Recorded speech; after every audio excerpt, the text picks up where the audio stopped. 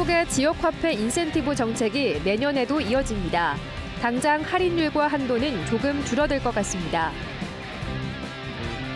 지난 몇 년 이상고온으로 애를 먹던 제천의 겨울축제가 정작 대설한파가 이어진 이번 겨울 들어 돌연 폐지됐습니다. 있던 예산도 반납했습니다. 국권 집회부터 빛바랜 저금통까지 가진 게 없어도 베풀 수 있음을 보여주는 작은 기부가 이어지고 있습니다. 중대재해처벌법이 시행된 2022년, 산업 현장은 얼마나 달라졌는지 작업 도중 가족을 잃은 한 청년의 이야기를 들어봤습니다. 네, 시청자 여러분 안녕하십니까? 계속해서 MBC 뉴스투데이 충북입니다. 올해 충북 11개 시군이 발행했던 지역화폐는 총 1조 원을 넘어설 정도로 인기였습니다. 내년에도 일단 충북은 국비 없이도 자체 예산으로 8,500억 원가량을 발행할 것으로 보이는데요. 1인당 한도나 할인율이 올해만은 못하겠지만 국회를 통과한 국비까지 배정되면 조금 더 올라갈 것으로 보입니다. 김대웅 기자가 보도합니다. 성탄절을 앞둔 지난 24일, 윤석열 정부 첫 예산안이 진통 끝에 국회를 통과했습니다. 민주당이 요구한 지역화폐 예산 가운데 절반인 3,525억 원도 국회 문턱을 간신히 넘었습니다.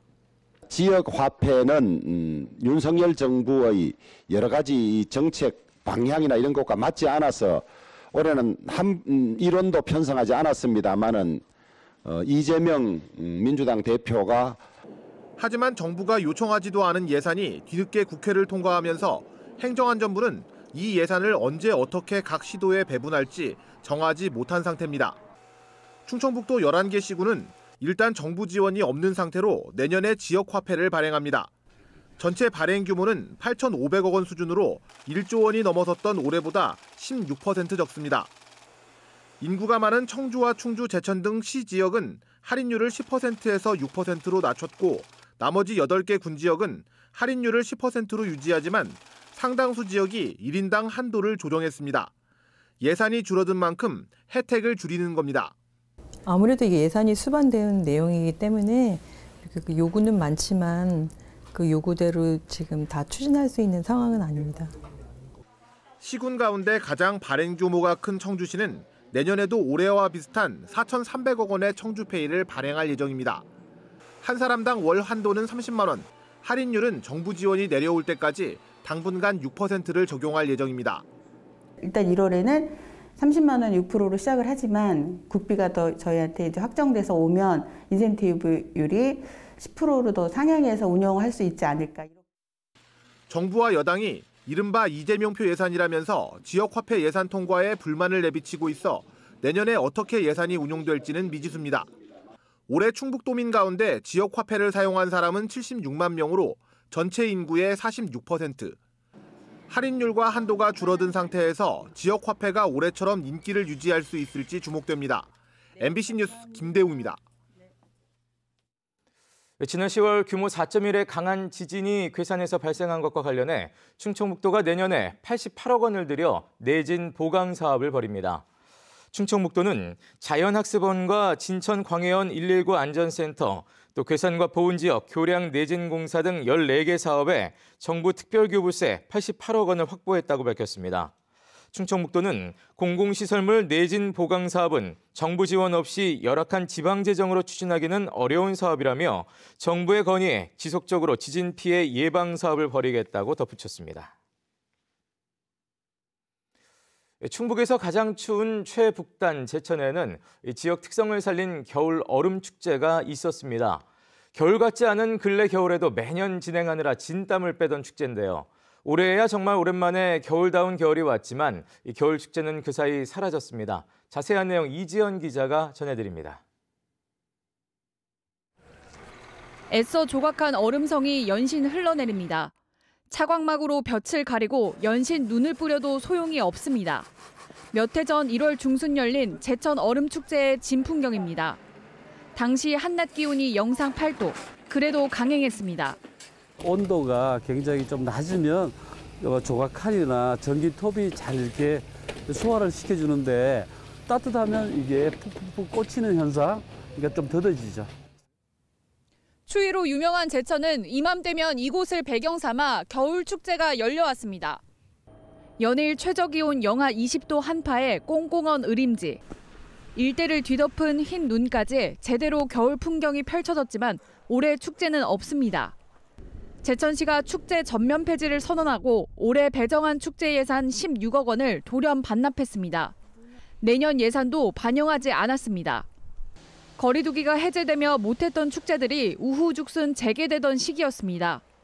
기상이변으로 날씨를 예측하기 어렵고 시민 설문조사 결과 반응이 부정적이었다는 게 표면적인 이유입니다. 시민들 의견이 굉장히 부정적으로 여론이 돼가지고 좀 많이 고려를 했고요. 하지만 제천시 설문 결과 유지와 폐지 여론은 서로 비등한 4대5 정도. 그래서 전임 시장의 흔적 지우기 아니냐는 시각도 있습니다. 예산을 심사하는 자치행정위원회 소속 민주당 의원은 예산 반납 과정이 이례적이라고 설명했습니다. 다 세워진 예산을 안 하겠다라고 올라온 경우는 극히 이례적이죠. 저는 개인적으로 그런 생각까지 합니다. 어떤 정치적인 판단이 들어간 것이 아니냐. 앞서 제천시는 코로나19 직전 개최된 겨울 축제에 대해 100만 명 이상이 다녀간 성공 축제였다고 자평을 했었습니다. MBC 뉴스 이지연입니다. 어려운 경제 상황에서도 반드시 많이 가져야만 기부를 할 수 있는 것은 아니라는 것을 보여주는 사람들이 우리 주변에는 늘 있습니다. 유례없던 고물가와 경제난의 추운 겨울이지만 얼굴도 이름도 알리지 않은 채 조용히 따뜻한 나눔을 실천하는 이웃들의 이야기를 이채연 기자가 전해드립니다. 30년 전 발행이 끊긴 1,000원짜리 지폐묶음. 그 옆엔 꽉 찬 돼지 저금통 하나가 놓여 있습니다. 얼마나 세월이 흘렀을까? 빨간색이었던 저금통은 이제는 색을 알아볼 수 없을 정도로 빛이 바랬습니다. 지난주 한 할머니가 이 묵은 지폐와 저금통을 들고 찾아왔습니다. 오랜 세월 모은 돈은 65만 원. 이름 석자 대신 더 어려운 사람들을 위해 써달라는 말만 남기고 떠났습니다. 처음 보는 국권 지폐들이 있어서 이제 인터넷에 찾아보니까 지금은 거의 단종된 오래된 지폐들 여러 장도 포함되어 있어가지고 저희 직원들도 다 같이 감동을 많이 받았습니다. 2km 떨어진 또 다른 행정복지센터에도 한 중년 남성이 1,000원 지폐 101장이 든 현금 봉투를 건네고 사라졌습니다. 추운 날 따뜻한 차라도 대접할까 싶어 직원이 곧바로 뒤쫓았지만 한사코 얼굴과 이름을 드러내지 않았습니다. 소년, 소녀 가장을 돕는데 써달라는 쪽지만 남겼습니다. 당시 입고 오신 옷이 조금 허름한 옛날 옷이어서 이렇게 경제적으로 이렇게 넉넉하신 분은 아니신 것 같아요. 본인도 어렵지만 남을 더 생각하시는 분이 아직도 있구나. 매해 연말 남모르게 연탄 2만 장을 기부해온 한 어르신은 올해도 어김없이 또 기부했습니다. 20년 작은 정성이 쌓이고 쌓여 40만 장에 달합니다.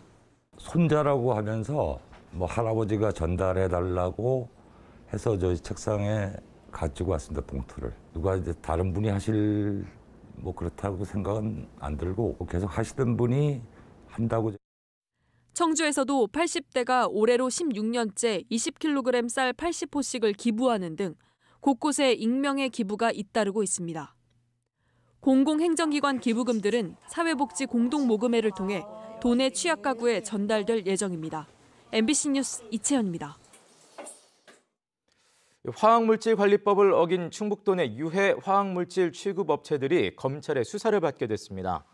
금강위협환경청은 충북 지역 유해 화학물질 취급업체에 대한 현장 점검 결과 SK케미칼 청주공장을 비롯한 5개 업체가 표시기준 위반과 자차점검 미실시, 변경 허가 신고 미이행 등 8건의 관련 법령을 위반해 검찰에 수사 의뢰했다고 밝혔습니다.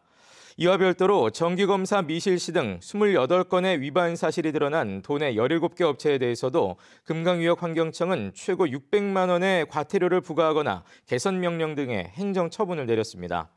위반 유형별로는 안전교육 미수가 가장 많았고 변경 허가 신고 미이행이 그 뒤를 이었으며 지역별로는 진천이 12개 업체에서 20건, 청주가 6개 업체에서 12건 순이었습니다. 당론을 거부하고 시청 본관 철거 예산 처리에 참여한 더불어민주당 임정수 청주시 의원에 대해 징계 청원서가 제출됐습니다.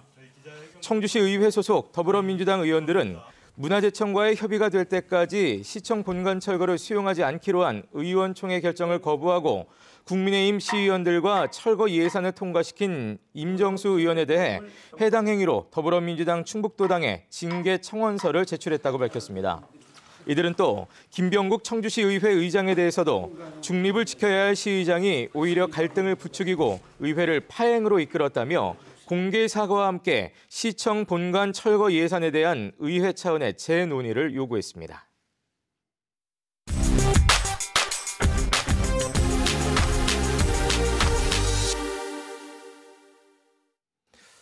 올해를 짚어보는 연말기획, 오늘 그 세 번째 키워드는 중대재해입니다. 올해 초부터 중대재해처벌법이 시행됐지요. 실제 법이 시행된 후에도 사고가 났을 때 처벌받지 않으려는 사업장은 빠져나갈 방법이 많았습니다. 올해 산업 현장에서 가족을 잃은 한 청년을 김은초 기자가 만나봤습니다. 올 봄 결혼식을 올린 박가혁 씨. 홀로 아들 둘을 키워낸 아버지는 맏아들 가혁 씨의 든든한 버팀목이었습니다. 아버지의 환갑을 맞아 여름에는 처음으로 제주도 여행을 보내드리기도 했습니다. 행복한 나날만 이어질 줄 알았는데 올 가을 청천벽력 같은 전화를 받았습니다. 지금 상당히 좀 위급하다. 빨리 오셔야 될 것 같다. 자기가 해줄 수 있는 말은 이제 뭐 살릴 수 있는 방법이 없다. 전남 여수에서 충북 단양의 시멘트 공장으로 하수 찌꺼기를 운송하는 일을 했던 아버지. 그날도 시멘트 공장에서 싣고 온 하수 찌꺼기를 쏟아 붓는 작업을 하다 갑자기 힘없이 쓰러졌습니다. 추정 원인은 하수 찌꺼기에서 나온 유독가스 질식. 현장에 다른 사람은 아무도 없어서 아버지는 10분이 훌쩍 지나서야 구조됐습니다. 들어가기가 너무 힘들 정도로 그 입구에서부터 냄새가 너무 심했다. 화학 냄새가 그렇게 심한 줄은 몰랐다라고 이렇게 말씀하시더라고요. 17분 만에 저희 아버지가 거기서 나오셔서 이제 심폐소생술을. 결국 허망하게 떠나버린 아버지. 하지만 시멘트 업체도 아버지가 소속된 운송업체도 누구 하나 책임지는 데가 없었습니다. 가혁 씨는 사과조차 없는 시멘트 업체가 처벌이라도 받아야 답답함이 풀릴 것만 같았습니다. 유족들에 대한 슬픔은 뒤로 빼놓고 이제 누구의 잘못이냐. 우리는 잘못하지 않았다가 우선이더라고요. 하지만 최근 이 시멘트 업체에는 중대재해처벌법이 적용 안 된다는 연락을 받았습니다. 아버지가 다니던 운송회사와 원하청 관계가 아니라는 겁니다. 유독가스가 많이 나오는 위험한 현장에 아무런 안전조처가 없었는데도 처벌할 수 없다는 말을 가혁 씨는 여전히 이해할 수가 없습니다. 혼자서도 잘 이렇게 안전수칙을 잘 지켜가시면서 하시길래 저희는 믿고 맡겼다. 죄송하다라고 이렇게 말을 했거든요. 그때 그 담당자가 중지법에 해당이 안 된다라고 하는 거는 너무 억울하고. 나중에 알고 보니 사고 당일 아버지는 쉬는 날이었습니다. 아버지 지인들이 이제 여러분한테 막 연락이 오더라고요. 친구들 모임이 있었는데 일을 나가지 않고 쉬었으면 아마 모임도 잘 나가고 그러고 있지 않았을까. 여전히 장례도 못 치렀습니다. 날마다 꿈에 아버지가 나타나서 지난주 49제만 겨우 지냈습니다. 중대재해법이 시행된 2022년, 이전과 뭐가 달라졌는지 묻고 또 묻습니다. 진심 어린 사과와 저희 아버지 같은 일이 다시는 벌어지지 않도록 추후에 이런 재발 방지 대책에 대해서 강구를 해서 유족들에게 얘기를 하면은 아마 그때는 장례를 치를 수 있지 않을까. MBC 뉴스 김은초입니다. 아프리카 돼지열병에 감염된 멧돼지가 충주에서 추가로 발견됐습니다.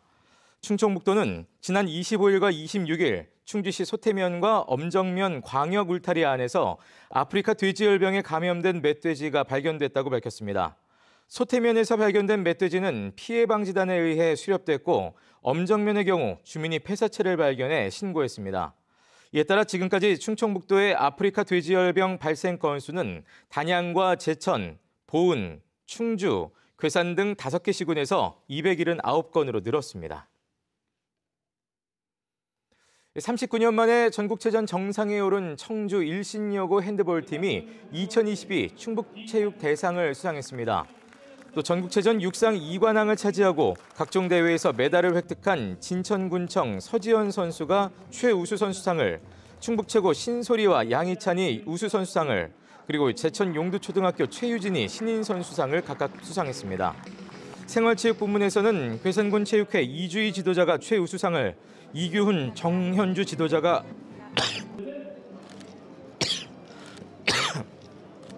죄송합니다. 우수상을 수상했고 충북 오비 70대 축구단이 우수 동호인 클럽으로 선정됐습니다.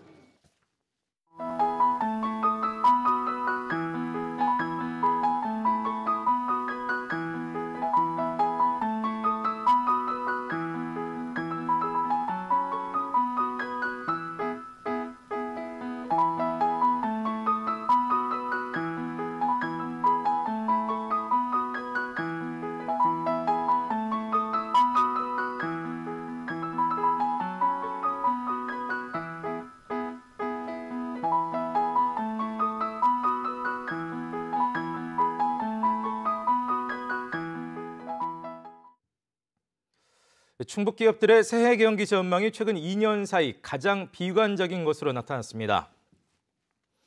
청주상공회의소가 충북의 188개 업체를 대상으로 내년 1분기 경기 전망 지수를 조사한 결과 전 분기보다 12포인트 하락한 72를 기록해 코로나19 재확산으로 위축된 지난해 1분기 이후 가장 낮았습니다. 기업 규모별로는 중소기업이 70으로 80을 기록한 대기업보다 낮았습니다. 위험 요인으로는 고물가와 높은 원자재가 지속을 가장 많이 꼽았고 내수 경기 침체와 고금리 지속 등이 그 뒤를 이었습니다. 진천군이 산업통상자원부가 주관한 2022 지역산업 균형발전 평가에서 충북 유일의 유공기관으로 선정됐습니다. 진천군은 7년 연속 연간 1조 원 이상 투자 유치를 기록해 누적 투자 유치 10조 원을 7년 만에 달성했고 5년 연속 충북 고용률 1위와 100개월 연속 인구 증가 기록을 세우며 국가 균형 발전의 모델을 제시했습니다. 네, 뉴스를 마칩니다. 시청해주신 여러분 고맙습니다.